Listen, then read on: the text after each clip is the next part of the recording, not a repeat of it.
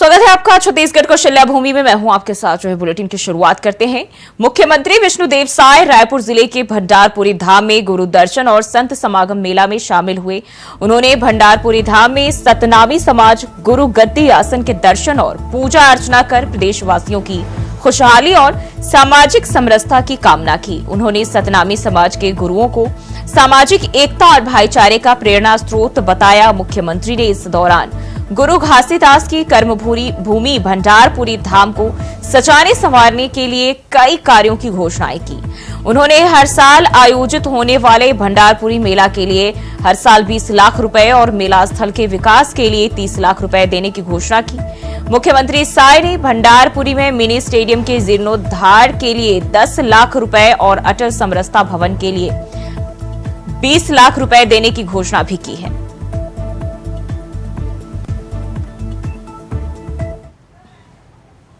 आज उमन की तरफ से बहुत सारा मांग आए हैं। मैं उमनला बताना चाहूं कि हमन 5 साल बरहन, अभी 1 साल भी नहीं हुए है, तो आप मन के सारा मांग ला हमन पूरा करबो। आप मला निराश होए की जरूरत नहीं है। लेकिन आज जब ये अवसर में आए हन तो वैसे पिछले बार एक बार आप मन के कार्यक्रम में ही आए रहन आरंग में हॉस्टल के उद्घाटन के अवसर में। तो उस समय हमार ट्राइबल मंत्री भी रामविचार नेताम जी भी आए रहे। वो दिन काफी काम के में भी घोषणा करे रहे और ओमन भी करीब यहाँ के भंडारपुरी ये धाम के जीर्णोद्धार भर 17 करोड़ की घोषणा करी रहे। वो भी छत्तीसगढ़ सरकार के ही काम है, वो निश्चित रूप से वो काम और हो ही। लेकिन आज के अवसर में मैं घोषणा करत हूं कि ये जो एकादशी के समय में आप मन के ये गुरु दर्शन कार्यक्रम, संत समागम के कार्यक्रम हर साल होते, एक लिए मैं प्रतिवर्ष सरकार की तरफ से 20 लाख रुपया के घोषणा करत हूं। और छत्तीसगढ़ में पंचायत और नगरीय निकाय चुनाव एक साथ कराए जाने की संभावना बढ़ गई है। दोनों चुनाव एक साथ कराए जाने की संभावना पर विचार करने के लिए राज्य सरकार ने आईएएस ऋचा शर्मा की अध्यक्षता में कमेटी बनाई थी और इस कमेटी ने अपनी अनुशंसाएं राज्य सरकार को सौंप दी। एक प्रदेश एक चुनाव के फॉर्मूले पर काम कर रहे विष्णुदेव साय सरकार ने दोनों चुनाव एक साथ कराने के लिए आईएएस ऋचा शर्मा की अध्यक्षता में 5 सदस्यीय कमेटी का गठन किया था। इस कमेटी ने राज्य सरकार को अपनी सिफारिश सौंप दी है। सूत्रों के अनुसार ऋचा शर्मा की अध्यक्षता वाली कमेटी ने पंचायत और निकाय चुनाव एक साथ कराए जाने की सिफारिश की। कमेटी ने कहा कि इससे पैसे की बचत के साथ ही विकास कार्यों में भी तेजी होंगी। तो छत्तीसगढ़ में एक साथ पंचायत और निकाय चुनाव होने की जो है अब कवायद तेज हो गई है। तो आईएएस ऋचा शर्मा की अध्यक्षता में कमेटी का गठन किया गया और कमेटी ने सरकार को रिपोर्ट भी सौंपी है। तो वन नेशन वन इलेक्शन के तहत और इसी खबर पर ज्यादा जानकारी के साथ मनोज शुक्ला रायपुर से हमारे सहयोगी हमारे साथ जुड़ गए हैं। मनोज, अब जो है छत्तीसगढ़ में एक साथ पंचायत और निकाय चुनाव दोनों ही कराए जाने की जानकारी सामने आ रही वन नेशन वन इलेक्शन के तहत, और इसकी जो जिम्मेदारी है आईएएस ऋचा शर्मा को सौंपी गई थी, कमेटी का गठन किया गया था। क्या कुछ जानकारी? जी, आपको बता दूं कि छत्तीसगढ़ में निकाय चुनाव होने हैं और साथ ही साथ पंचायत चुनाव भी के बाद होने थे। लेकिन कहीं न कहीं अब ऐसा महसूस हो रहा है, प्रतीत हो रहा है कि अब इस पर रोक लग सकती है निकाय चुनाव बाद, क्योंकि ऋचा शर्मा जो यहाँ आईएएस है और उनके नेतृत्व में 5 सदस्यीय टीम का गठन हुआ था। मुख्यमंत्री विष्णुदेव साय द्वारा ये टीम बनाई गई थी कि वो कमेटी जांच करके ये रिपोर्ट सौंपे कि दोनों चुनाव एक साथ हो कि न हो, इस पर चर्चा करें। तो कमेटी की सिफारिश रिपोर्ट जो है प्रस्तुत हो गई है। सूत्रों के हवाले से जानकारी दी है कि ऋचा शर्मा के नेतृत्व में जो रिपोर्ट प्रस्तुत की गई है उसमें नगरीय निकाय चुनाव, पंचायत चुनाव जो है एक साथ कराने की मांग की गई है। अब देखने वाली बात यह होगी निकाय चुनाव और पंचायत चुनाव दोनों एक साथ होते हैं या नहीं। लेकिन उसमें जो कमेटी ने अपनी बातें रखी है उसमें साफ तौर पर कहा गया कि इससे पैसों की भी बचत होगी। निश्चित रूप से रिपोर्ट भी सही मानी जा सकती है कि जब चुनाव होते हैं, अलग अलग तरीके से चुनाव होंगे तो निश्चित रूप से खर्च ज्यादा बढ़ता है, सरकार के ऊपर भी बर्डन पड़ता है और जनता के ऊपर भी भार ज्यादा पड़ते हैं। तो ऐसे में पैसों की भी बचत होगी और जनता का भी समय बचेगा और अधिकारियों की और कर्मचारियों की जो ड्यूटी है उसमें भी उन लोगों को काफी राहत मिलेगी कि एक साथ दोनों चुनाव साथ में संपन्न हो जाएंगे। तो इससे ये बड़ी खबर सामने निकल कर आ रही है छत्तीसगढ़ से कि नगरीय निकाय चुनाव और पंचायत चुनाव एक साथ होने जब की संभावना कमेटी की ओर से रिपोर्ट सौंपी गई है, रिपोर्ट में और क्या कुछ चुनाव के लिए जो है दर्ज किए गए हैं, साथ ही साथ जो रिपोर्ट पेश किए गए हैं उस पर जो आला कमान है क्या उनकी तरफ से मुहर लग चुकी है? जी, आपको बता दूं जी कि विष्णुदेव साय जब मुख्यमंत्री बने थे उसके बाद अगस्त के महीने में ही उन्होंने इसको एक कमेटी बनाई थी दोनों चुनाव को एक साथ कराने के लिए। तो उन्हीं के मंशा ये कार्रवाई छत्तीसगढ़ में चल रही थी, जिसकी रिपोर्ट जो है ऋचा शर्मा द्वारा सबमिट कर दी है। ऋचा शर्मा के नेतृत्व में ही 5 सदस्यीय टीम का गठन मुख्यमंत्री विष्णुदेव साय ने ही जो है गठित किया था, जो रिपोर्ट आज सौंप चुकी है। और सूत्रों के हवाले से अब जानकारी ये सामने निकल कर आ रही है कि दोनों चुनाव एक साथ हो सकते हैं। जी बिल्कुल, यानी कि वन नेशन वन इलेक्शन के तहत जो है ये काम किए जाएंगे और चुनाव जो है एक साथ ही कराए जाने की संभावनाएं बने रही। हमारे साथ मनोज आगे भी आपका रुख करेंगे। और वहीं बढ़ते आगे, आबकारी विभाग अपने कारनामों को लेकर हमेशा सुर्खियों में रहता है, लेकिन कर्मचारियों के इस बार के कारनामे ने आबकारी विभाग को शर्मसार कर दिया। विभाग के कर्मचारियों को देखकर यही लगता है कि आबकारी विभाग के कर्मचारियों में कोई डर भय नहीं है। दरअसल एक वीडियो वायरल हो रहा है जिसमें आबकारी विभाग की उड़नदस्ता टीम वर्दी में लड़खड़ाती नजर आई, जबकि यह टीम अवैध शराब की धरपकड़ के लिए निकली थी और फिर खुद ही शराब के नशे में नजर आए।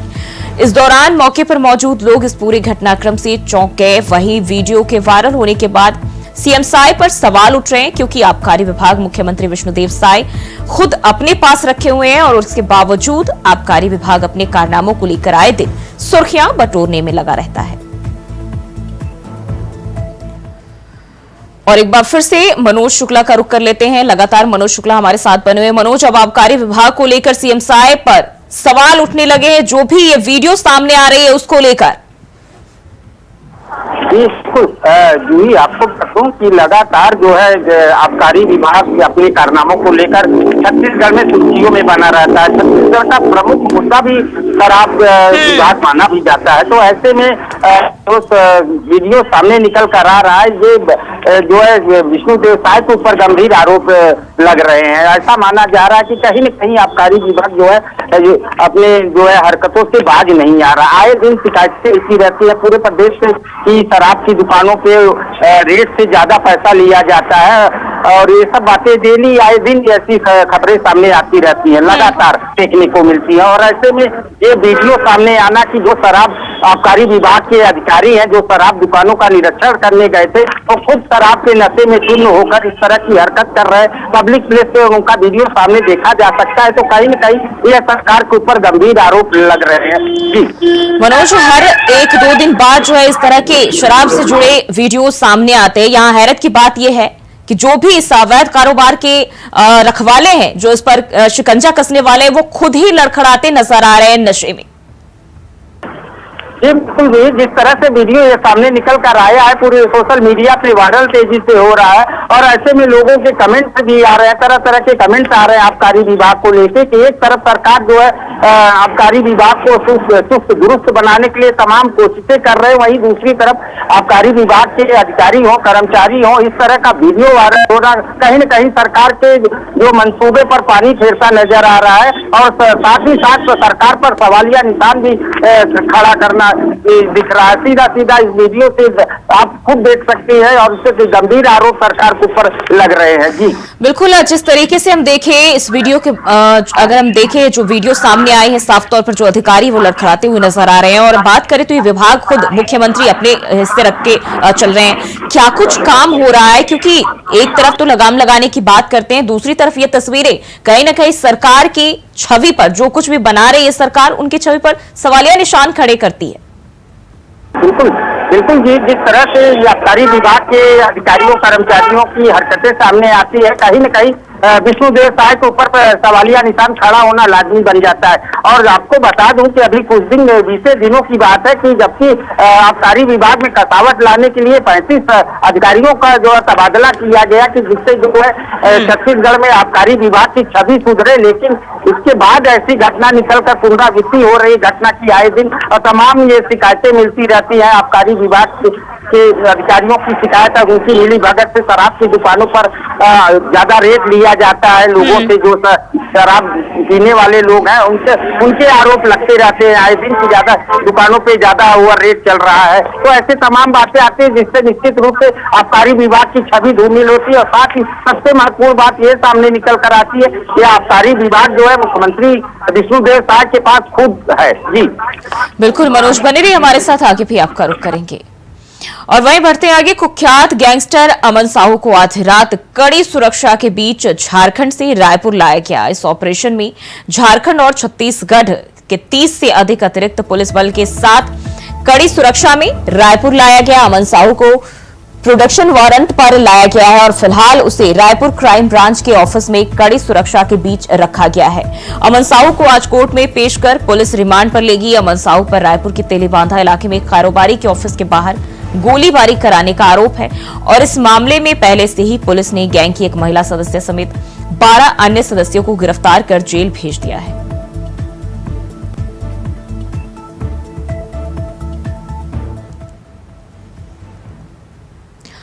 और मनोज शुक्ला लगातार हमारे साथ बने हुए। मनोज, लॉरेंस बिश्नोई गैंग का करीबी बताया जा रहा है और अब जो है उन्हें आधी रात को रायपुर लाया गया है। अभी कैसी हलचल देखी जा रही है?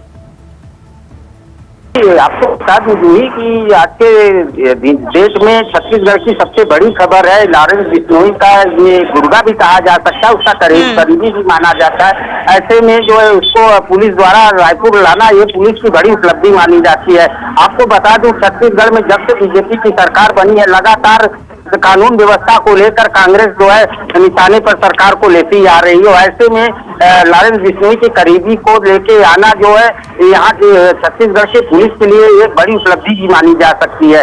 और इसका आपको बता दूं 3 महीने पहले इसके गुर्गों ने जो है छत्तीसगढ़ की राजधानी रायपुर में दिन दहाड़े दोपहर के करीब जो है यहाँ पर कारोबारी के जो है ऑफिस पर गोली की फायरिंग की थी, जिससे जो है सरकार के ऊपर राजधानी में इस तरह की घटना हुई थी, जिसको लेकर सरकार पर कानून व्यवस्था को लेकर सवालिया निशान खड़े हुए।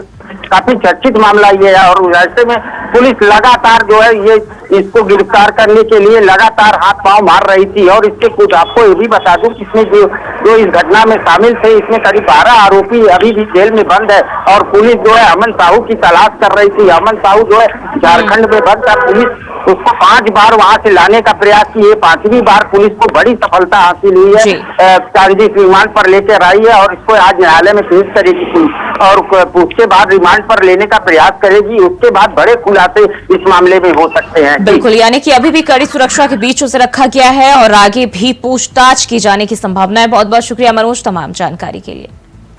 बढ़ते हैं आगे, खबर रायपुर से है जहां सीजीपीएससी चेयरमैन की नियुक्ति हुई है। Retire IAS Rita Shandilya PSC की नई चेयरमैन बनाई गई है। रीता शांडिल्य हाल ही में रिटायर हुई थी, उन्हें पीएससी चेयरमैन की जिम्मेदारी दी गई है। इसे लेकर राज्य सरकार ने अधिसूचना जारी कर दी है। रीता शांडिल्य 2002 बैच की अफसर रही हैं। आपको बता दें कि पीएससी चेयरमैन का पद काफी दिनों से खाली था। चेयरमैन पद पर स्थायी नियुक्ति नहीं होने की वजह से नियुक्ति कैलेंडर में काफी विलंब हो रहा था और अब चेयरमैन की नियुक्ति के बाद उम्मीद है कि जल्द ही सब कुछ आयोग में सुचारू हो जाएगा।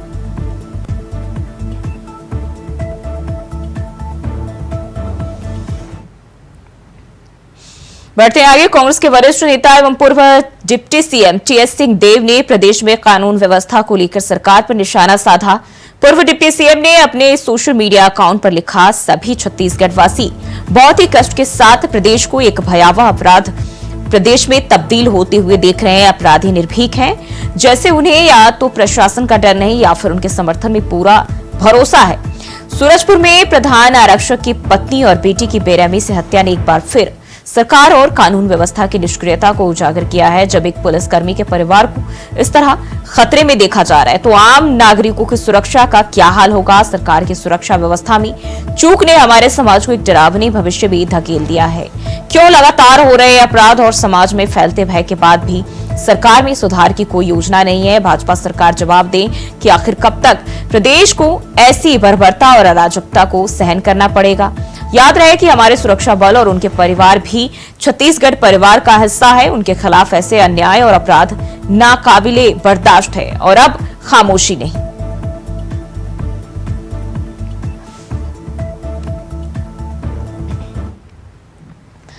छत्तीसगढ़ के बालोद जिले में विकास की गंगा तो बह रही है, पर मैदानी हकीकत अगर देखा जाए तो ग्रामीण क्षेत्रों में आज भी विकास अपनी व्यवस्था पर आंसू बहा रही है।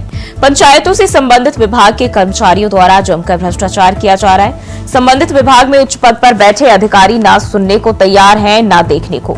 आखिर क्यों? जनपद पंचायत आंख कान बंद कर चुप्पी साधे बैठे हैं। सरपंच का वजूद गांव से है, गांव का वजूद सरपंच से नहीं। सरपंच को गांव ही बनाता है और इसलिए सरपंच का उत्तरदायित्व है कि वह हर संभव कार्य करे जिससे गांव का हित, विकास और समृद्धि हो, पर ऐसा नहीं हो रहा है। भ्रष्टाचार में इस तरह का कारनामा ग्राम पंचायत कलंगपुर में देखने को मिल रहा है। लोगों ने बताया कि जनपद के अधिकारियों से मिलकर सरपंच करोड़ों रुपए का गबन कर चुका है। मिलता है और कई बार इस मुद्दे को उठा भी चुके हैं। टोटल जो खेल है कमीशन का खेल है। नीचे से लेकर ऊपर तक सभी अधिकारी कर्मचारी सब कमीशन में लिप्त हैं। इस वजह से गांव का विकास नहीं होता और सरपंच अपनी जो मनमानी करते हैं कि जैसे जनपद वाले काम दे दिए है ना, वो पहले कमीशन पहले अपना हिस्से का ले लेते हैं, उसके बाद सरपंच काम देते हैं।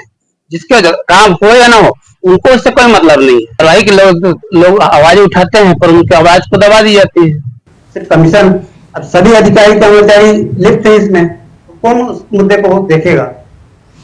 बलौदाबाजार में नशे के खिलाफ पुलिस की बड़ी कार्रवाई में 532 पेटी अवैध शराब जब्त किया गया है, जिसकी कीमत लगभग 30 लाख बताई जा रही है। यह शराब एक सूने मकान में रखी गई थी। मुखबिर की शिकायत पर पुलिस ने छापा मारा और 532 पेटी अवैध शराब जब्त की गई। शंका के आधार पर एक आरोपी को हिरासत में लिया गया है। पुलिस को शक है कि दीपावली को देखते हुए अवैध शराब बिक्री के लिए रखी गई होगी।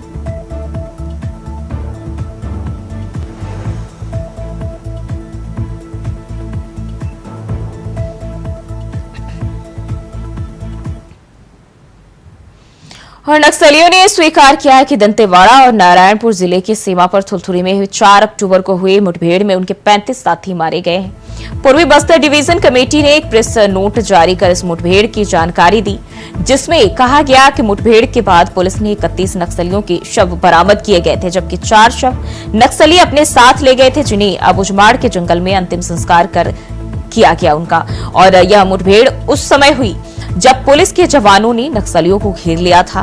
नक्सलियों ने बताया कि 4 अक्टूबर की सुबह 6 बजे से 11 बजे के बीच अलग अलग जगहों पर मुठभेड़ शुरू हुई थी।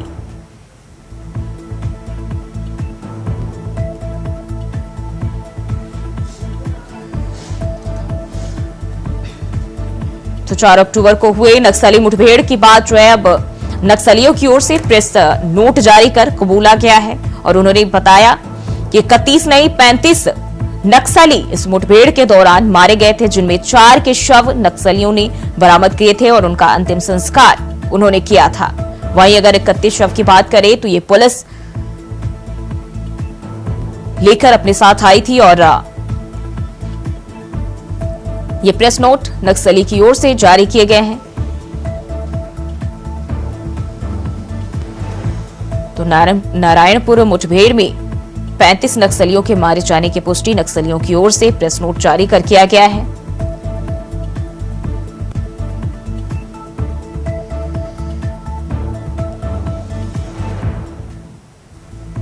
तो कई अलग अलग जगहों पर जो है इस तरह की मुठभेड़ देखे गए थे 4 अक्टूबर को और इसी के तहत 35 नक्सलियों को मार गिराया गया, जिनमें 31 के शव पुलिस को मिले, लेकिन 4 शव जो है नक्सली अपने साथ लेकर उनका अंतिम संस्कार नक्सलियों ने किया।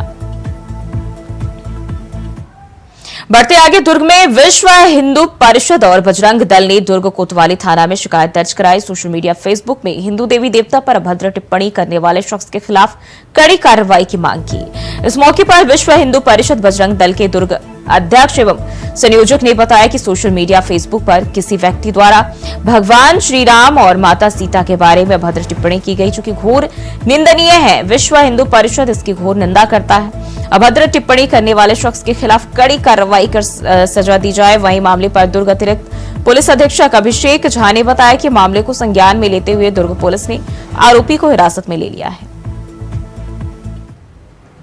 एक रात को ही पता चला था कि कोई व्यक्ति है जिसने भगवान श्री राम के बारे में कुछ गलत बातें पोस्ट की थी, जिसके बारे में विरोध किया गया था। बजरंग दल के कुछ लोगों के द्वारा संज्ञान में मामला लाया गया था।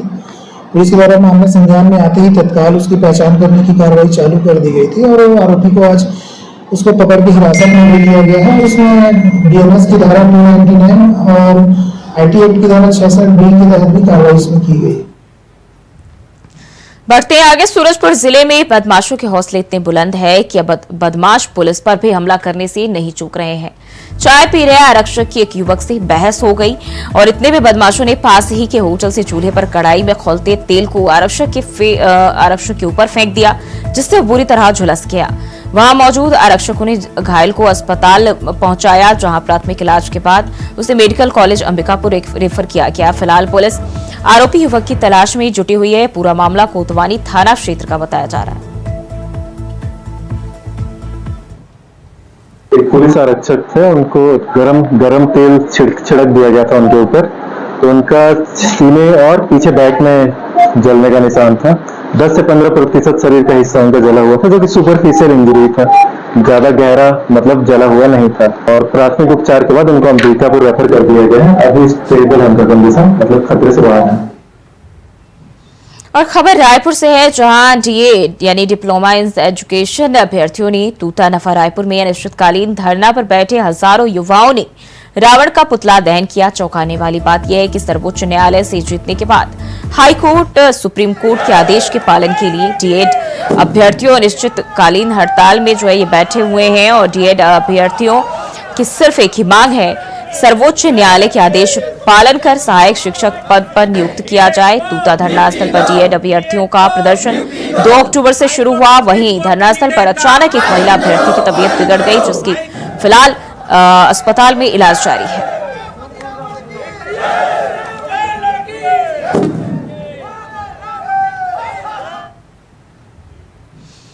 बलौदाबाजार जिले के तहसील सिमगा के ग्राम लांजा में छोटी सी लड़ाई ने हत्या का रूप ले लिया। आरोपी युवक 400 रुपए के लिए एक बुजुर्ग की हत्या कर दी और एक छोटे से विवाद के बाद गांव में मातम का माहौल बना दिया। दरअसल आरोपी ने एक निर्माणाधीन मकान में बिजली फिटिंग का कार्य किया था, जिसमें 1000 रुपए बकाया कहकर मृतक के बेटे से मांगा था, जिसमें उसने 600 रुपए दे दिए और 400 रुपए बाद में देने की बात कही। और इसी बात को लेकर दोनों में विवाद हो गया। विवाद इतना बढ़ गया कि मारपीट हो गई और वहां पास में बैठे बुजुर्ग को कान पर लोहे के पेंचकस से ताबड़तोड़ वार किया, जिससे उसकी मौत हो गई। आरोपी को पुलिस ने गिरफ्तार कर आरोपी के खिलाफ धारा 302 के तहत अपराध कायम कर न्यायिक हिरासत में जेल भेज दिया है।